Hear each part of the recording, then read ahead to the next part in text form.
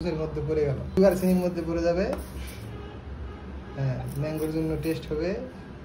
হ্যাঁ, কি কইতেছি না কইতেছি কিছু জানি না, কিন্তু খাওয়ার লাগবে এটা জানি। এই হচ্ছে সল্ট, মানে লবণ হয়েছে। লবণ পরিমাণ কম দাও না, জয় বাংলা হয়ে যাবে।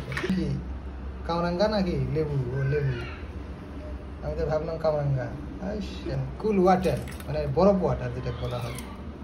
আহা, ছাপনা লেগে গেল। क्या है এটা তো তালের ঘাটি হয়ে গেছে একবারে। এবার তাল ভরা হবে এটা দিয়ে।